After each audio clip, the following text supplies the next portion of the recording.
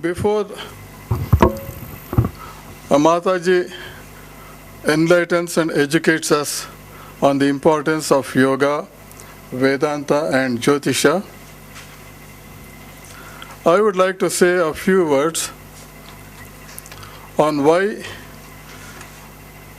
we selected this particular topic. There are two reasons. The foremost reason, which is very simple, when you speak of yoga, my mother was a yoga teacher, Mrs. Rajeshwari Raman, for over 5 decades. She taught thousands and thousands of students and gave them importance in the meaning of life. So that is the yoga aspect. Then I skip Vedanta, then come to Jyotisha. My father, Dr. B.V. Raman, was one of the foremost scholars of the subject the world ever had. He spent his entire lifetime for the cause of the subject. So for that reason, we thought Jyotisha, the inclusion of Jyotisha, was very apt. So on one side, it was Matru Devo Bhava. The yoga side, it was Matru Devo Bhava. On the astrology side, it was Pitru Devo Bhava. In between, we have Vedanta, Acharya Devo Bhava. So the yoga and Jyotisha together will make one think of the Vedantic aspects of life. And today we have a great scholar, Swami Sita Ramananda, to deliver and enlighten us and educate us on these 3 aspects of the subject. The second one, why we selected this particular topic, all these subjects, whether it is yoga, whether it is Jyotisha, or whether it is Vedanta, the common goal is they help you to live healthy in body and mind, live in harmony with your family and friends, and finally, live in peace and prosperity. The goal of all these 3 subjects is the same. How does yoga help in achieving the common goal? I'll just take 2 minutes for this one, and then I will not come in the way of Mataji enlightening us. Just 2 minutes I require from you. Since all these 3 subjects are very dear to me, being the son of Rajeshwari Raman and Dr. B.V. Raman, I want to say a few words. Yoga is derived from the Sanskrit word yuj, meaning to join, to yoke, and to concentrate. Yoga disciplines our intellect, mind, and emotions.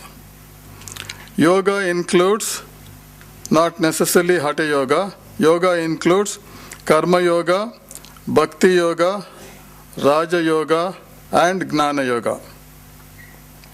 Swami Sita Ramananda will present the sadhana of the various yogas to help alleviate one's karma and sufferings. Patanjali Yoga Sutra mentions 8 limbs or stages of yoga.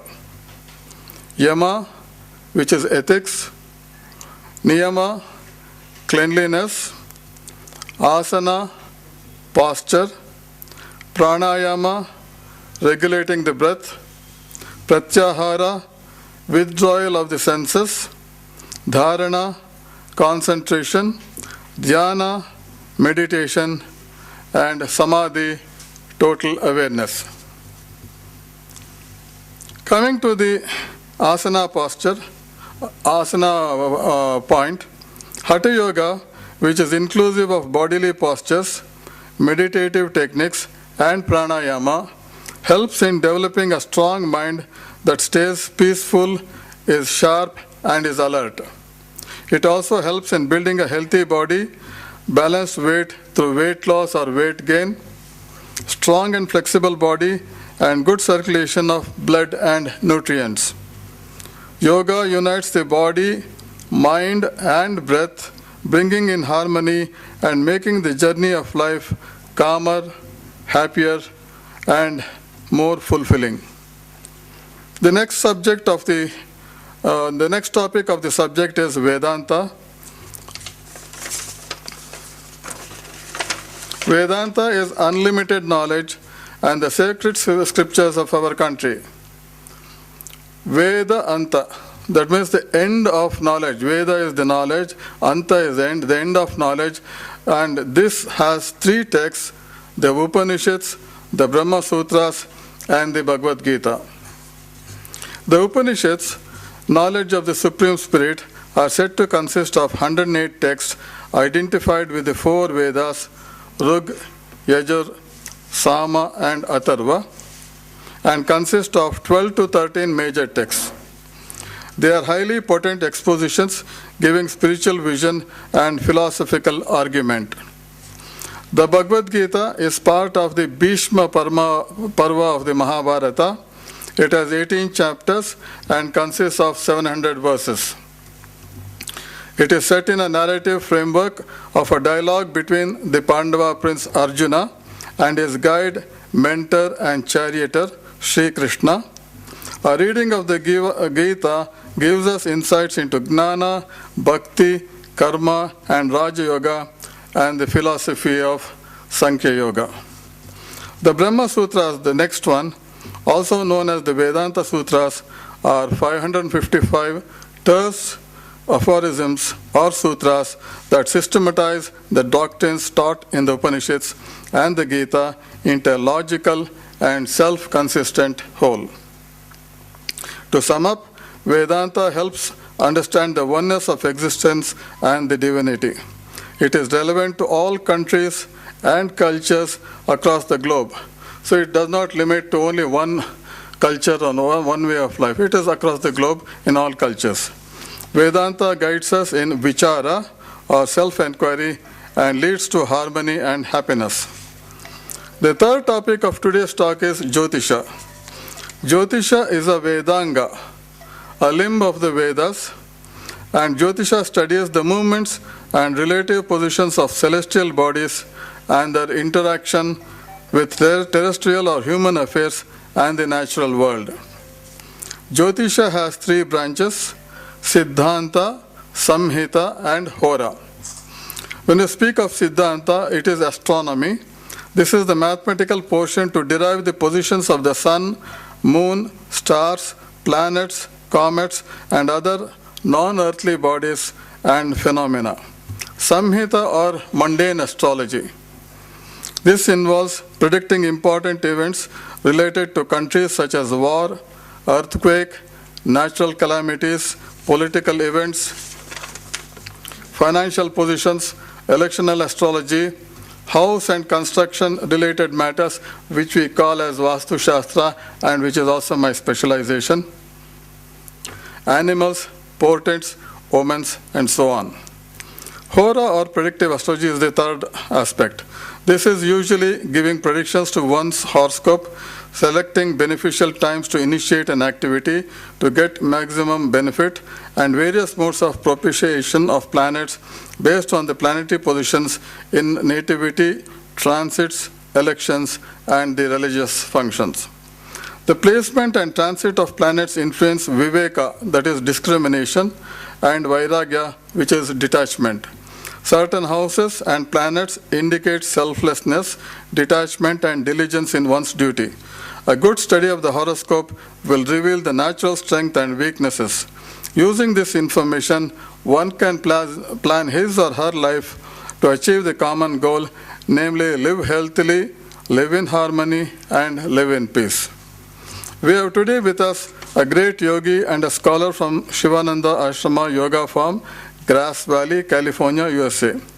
Swami Sita Ramananda Saraswati comes from a classical tradition of yoga and Vedanta from the lineage of Swami Shivananda and Swami Vishnudevananda. I am sure all of you have heard of Swami Shivananda and Swami Vishnudevananda, who was his disciple.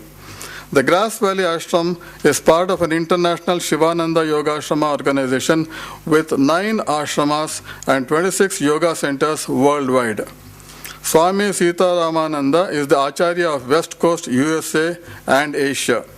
She has been teaching for over 30 years around the world, US, Canada, India, Vietnam, Taiwan, China and the Bahamas. Swamiji is a gifted speaker and internationally respected teacher of meditation, yoga and Vedanta. She has studied Jyotisha at the Council of Vedic Astrology, USA, and has counseled many people. She has organized Vedic astrology conferences each year since 15 years. Every year for the last 15 years, she's been organizing these conferences. And she was good enough to call me for the last conference. Thank you, Mataji. And she is the author of an excellent book, Essentials of Yoga Practice and Philosophy. Is the book available here? Okay, I think a few copies are available here. Mataji, thank you very much for accepting our invitation to speak and educate us. We are very honored. I now request you to enlighten the audience.